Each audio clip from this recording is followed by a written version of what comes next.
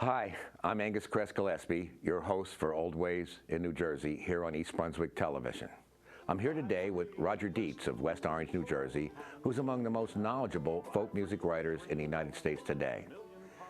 For nearly 40 years, New Jersey native Roger Deitz has contributed a wealth of columns and feature stories for the folk music press. He's perhaps best known for his monthly column in Sing Out magazine, the folk community's leading magazine, established by figures such as Pete Seeger, Woody Guthrie, and Paul Robeson. Roger's not only a writer, he's also a talented musician, known for his fine banjo playing and unique guitar style. His musical compositions have a traditional flavor that fit with other songs of the folk legacy. Roger has emceed and performed frequently at the prestigious Philadelphia Folk Festival, and he's a frequent guest on public radio. Roger's the founder and director of the Garden State Folk Festival concert held annually in Morristown, and he's a recipient of the New Jersey Folk Festival's award for distinguished contributions to the folk music of New Jersey. It's my pleasure to welcome Roger to our studio today.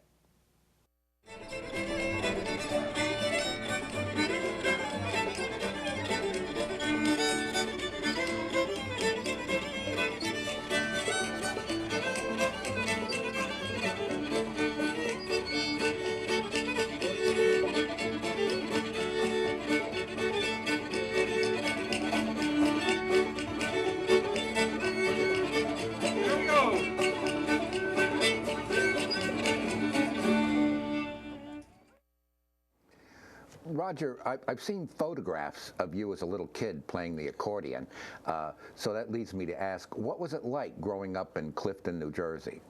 Well, let's see. It was outside of the fact that I was burdened with accordion lessons, it was the suburban New Jersey experience.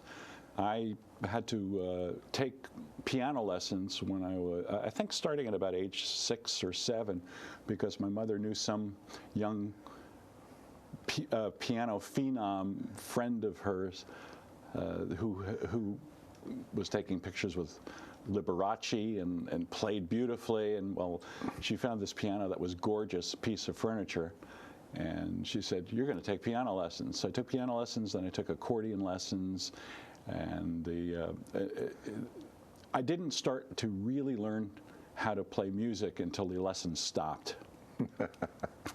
And then moving along in your career, you went to college, you attended medical school, but I'm sort of curious, when did music really become a passion for you? There was music in the home, always things such as American popular music.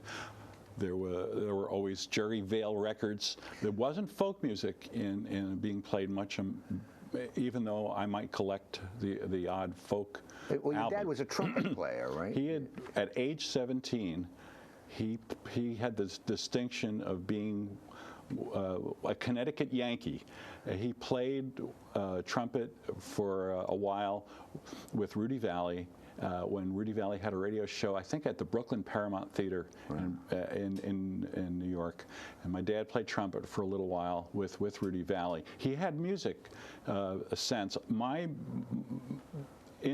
true introduction to music had something to do with the fact that I was carrying a draft card.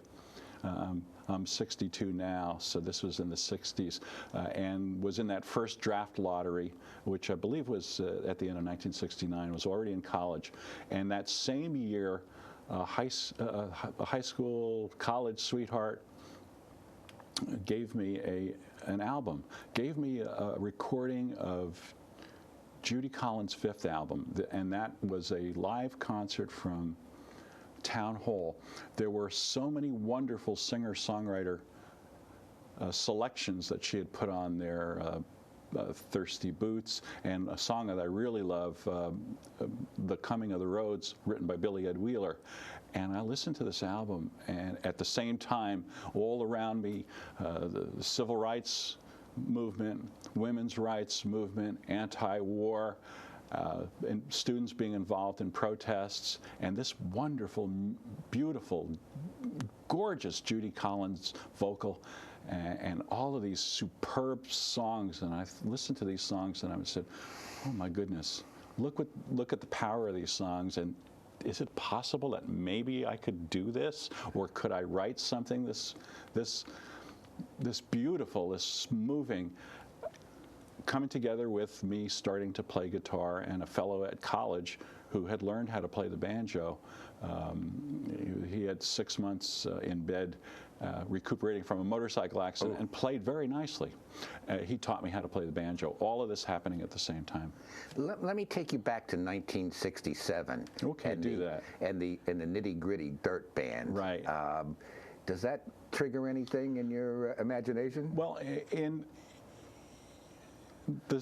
the type of things we were listening to then included, I loved Nitty Gritty Dirt Band, this kind of freewheeling group of kids who were, I think, originally from Long Beach, California, and they were hanging out with folks like Steve Martin.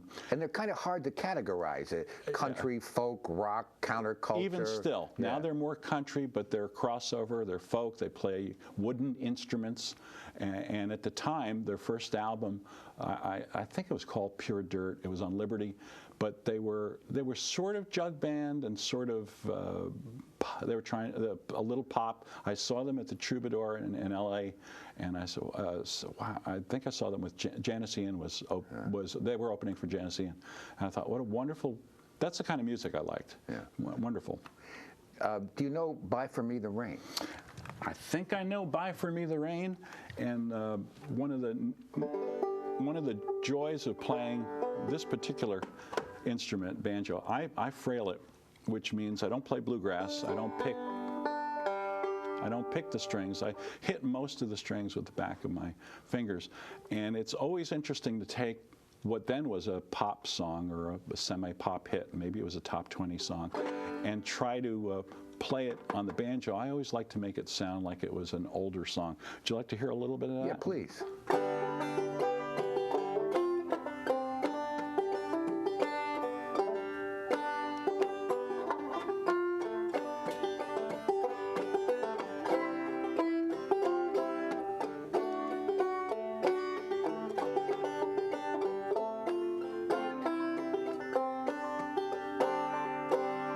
Buy for me the rain, my darling, buy for me the rain. Buy for me the crystal pools which fall upon the plain, and I will buy for you a rainbow and a million pots of gold. Buy it for me now, before I grow too old. I grow too old.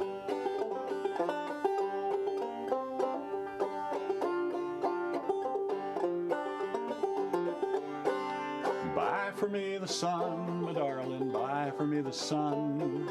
Buy for me the light that shines when the day has just begun. And I will buy for you a shadow to protect you from the day. Buy it for me now, before I go away. I go away.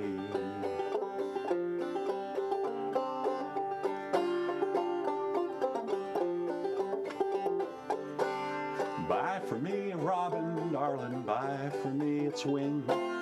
Buy for me a sparrow, almost any flying thing. And I will buy for you a tree, my friend, where a robin's nest will grow. Buy it for me now, the years all hurry so. All hurry so.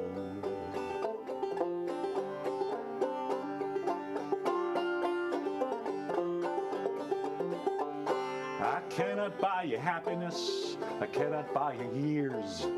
I cannot buy you happiness in place of all your tears, but I can buy for you a gravestone to place behind your head. Gravestones cheer the living, dear, they're no use to the dead. No use to the dead.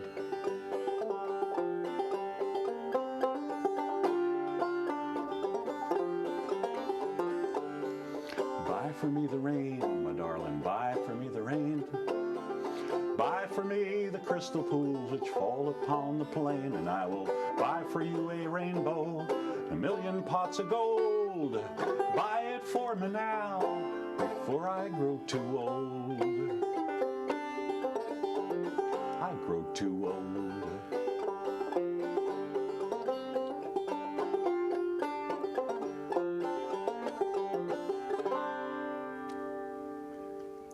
You know, that's quite remarkable because what you've done, in effect, is you've taken a pop song and you've given it the old-timey flavor. It's like you took it back 100 years. I love to do things like that. I love to find a song which seems not to fit in another genre, but then be able to make it work on the banjo. And what I think it does is it'll make that song a little more universal. It shows people that, and I have a very broad definition of what folk music is, and it includes, usually it's, don't try and define folk music, because people will be writing me letters and saying it, but I think folk music has a very broad appeal and use, and even songs that are pop songs, if they have a value beyond the commercial, to me, can be a song like Somewhere Over the Rainbow, or this song. There's a lot to it, and it's more than just that hit that was played for a few months. And you heard Cripple Creek a little bit in there too. Well, I think pop songs have the ability to become standards, and standards are kind of proto-folk songs in a way. Pete Seeger sings Somewhere Over the Rainbow because this is a song that touches your heart, moves you, and besides the fact that it was a commercial popular music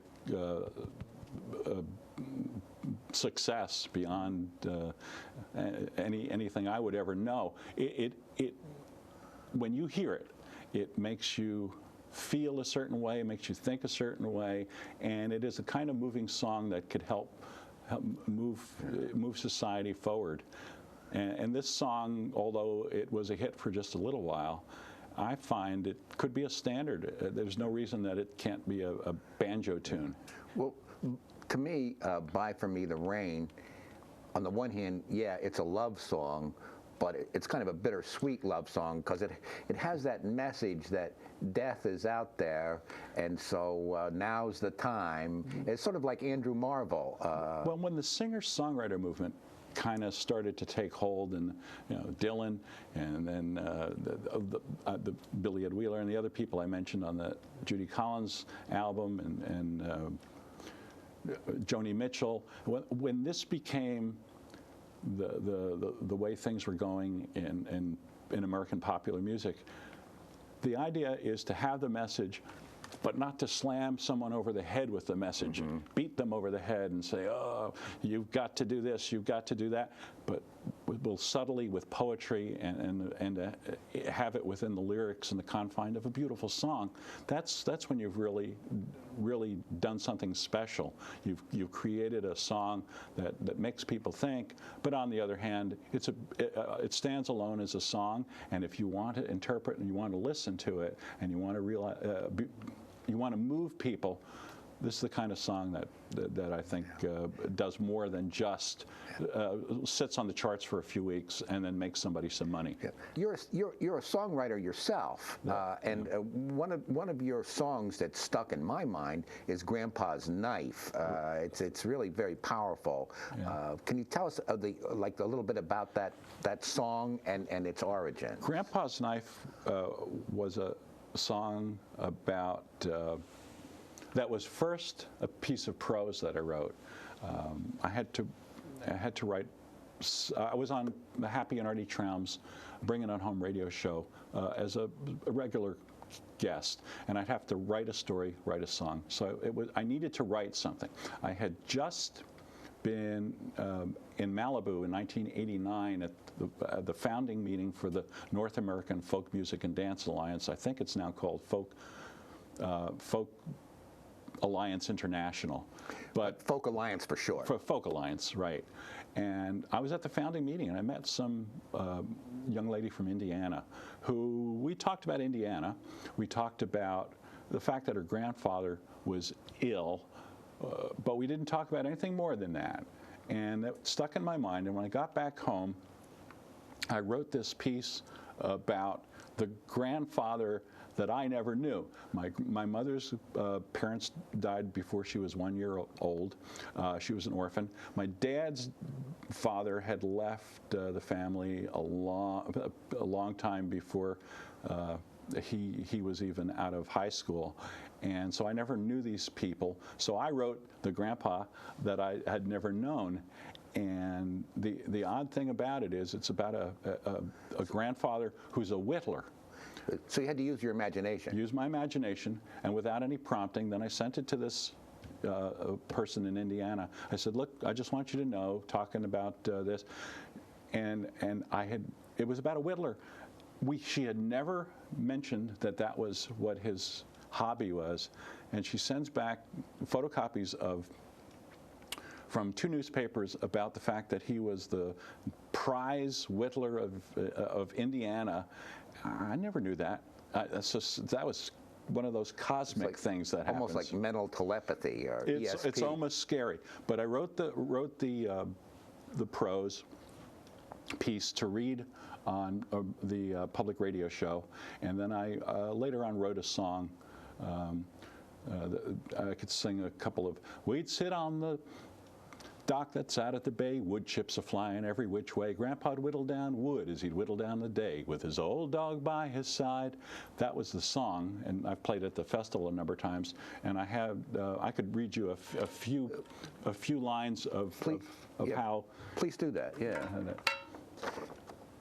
Isn't it funny how the words are getting smaller as they? Yeah. Grandpa's knife begins like this.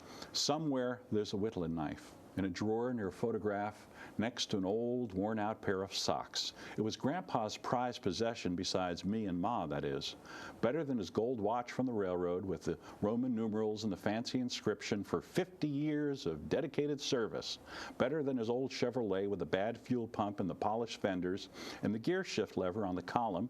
Better than his black and white TV set that he really watched. Partly because he didn't always work, partly because he didn't like television, partly because they took off I Love Lucy. Better than anything else, Grandpa loved that knife. On countless long, hot, lemonade-drinking summer afternoons, we'd sit on the dock or on the swing on the porch or under that shady elm tree in the backyard, and wood chips would fly around my ears like an Indiana blizzard. And in no time flat, we had all the time in the world. There'd be a ball in a cage or a woodland chain or a deer or a silhouette of a beautiful woman. The same beautiful woman each time, always a silhouette of Grandma. And that goes on for about 6 minutes of reading, which we can always do at another time. Well, it's very sentimental, and it's very evocative of this grandfather you never had. It is probably my imaginary grandpa, but it was her real grandpa, and probably universally everybody's to some extent. And I think I think it was just my guess at what an Indiana grandpa would be like, what the kind of grandfather I'd like to have had. I think the power of poetry can often be referring to artifacts, different things, the TV, the Chevrolet, the knife. It grounds the poem. I was interviewed yesterday as a folk expert for an upcoming NPR National Public Radio story. I talked for an hour. It'll probably end up being 2 sentences on this show. But one of the things I said is we were talking about another artist, and one of the things I thought about was you can't just be a writer who is good at writing. You have to have some sort of experience to be able, whether it's by reading, through imagination, by living, going to sea, whatever it is. This is the grist for the mill, and to me, it's talking to people. If I didn't have the experiences I had, as wacky and as goofy as you know many of them are, yeah, then it's really hard to write about things. Getting back to the music per se, I noticed that you don't play bluegrass style. No, what I do is play what is more an old-timey style called frailing. This can't be a banjo, it's still in tune. And what it is I play with the back of the fingernails, and I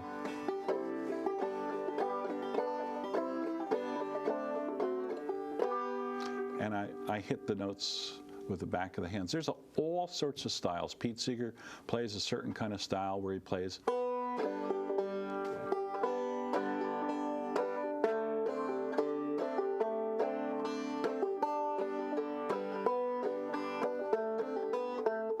where he picks some and he hits some down. There are old-timey styles, double thumbing, and there's also this bluegrass, where everything's picked. But I tend to play the frailing. I can give you an example if you would like. Yeah. Let's see.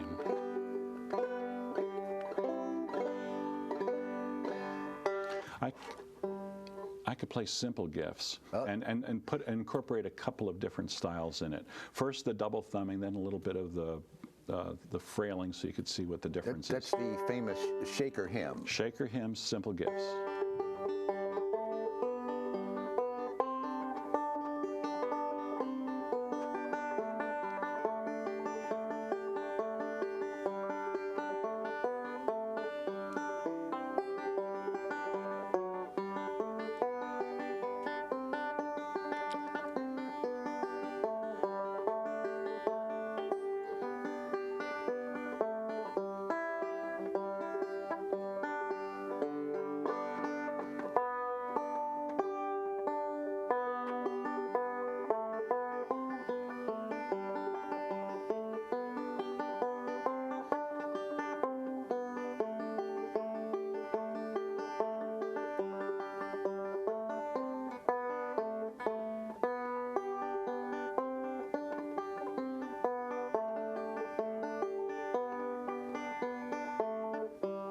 That's the double thumbing. This is the frailing.